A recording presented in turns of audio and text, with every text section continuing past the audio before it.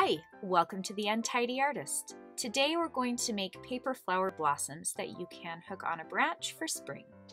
So you'll need some tissue paper, some scissors, a glue gun and some glue sticks, and then of course you'll need a branch that you can attach the blossoms to. So I got a variety of different tissue papers. They're really fun to make. For this tutorial we're going to use some pink and yellow and green. So the first step is to just fold your tissue paper.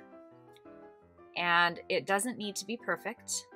You just want to fold it up into some squares and then cut it into manageable size pieces. You're going to be cutting your petals out of this part, and you want to make sure that you don't have too many piled on top of each other because it's impossible to cut them. So do it first with your pink. That's going to be the outside of your flower. And then I fold up my yellow, which is going to be the inside of the flower, and just kind of fold it. You're going to want these to be about 3 to 3.5 inch squares that you're going to cut the petals out of. And then your green, you're not going to need quite as much of the green, and it needs to be about 3.5 by maybe 2. So I have all of my colors all set to go. You can see those are about 3.5 inches. And you can see our green's a little bit smaller because we're going to cut our leaves out of it.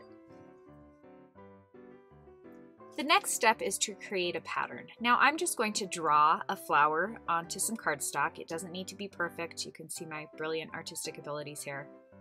And then we're going to cut it out. Once you have your flower pattern cut out, you're going to use the side of the flower pattern to create the pattern for your leaves. So just take the same piece of cardstock, trace 3 of the petals onto the cardstock, and it gives you a perfect leaf pattern. So then take your flower pattern, put it on your pink, which is going to be the outside of your flowers, and trace it on and then cut them out. And do this in smaller batches. If you try and layer too many on top of each other, the tissue paper doesn't cooperate and it tears and is more difficult. Now we're going to assemble our flowers. So take a pink flower and a yellow flower, put them on top of each other. You don't want them perfectly lined up, and then fold it in half and kind of pinch it and scrunch it. You'll see I just use 1 dab of glue, which is plenty to hold them together if you pinch it tight. And then you're going to do the same thing with your leaves. So 1 dab of glue, kind of fold it in half and just pinch it and scrunch it up. And they're really fun to make. It's fun to see how they all turn out a little bit different. Got all of our blossoms, and now you're going to take your branch. I actually found this in my backyard, and then my little boys got excited and went and found me a whole bunch more. You're going to take your branch, kind of look at it and see where you think that a blossom would most likely grow out of it. There's no test later, so if you don't get it exact, it's totally fine. Just kind of put them where you think they're pretty. Put a dab of glue down, and then I put the blossom on top of the branch, and then just kind of pinch the blossom around the branch so it stays.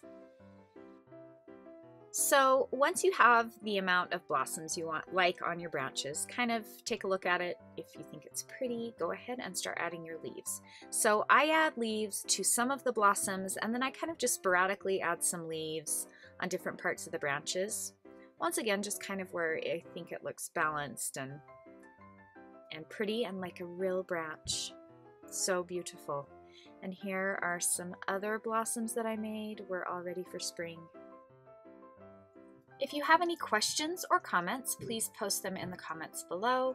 You can support The Untidy Artist by subscribing. Just click on the link and follow the link through. And thanks for watching. Have a great day.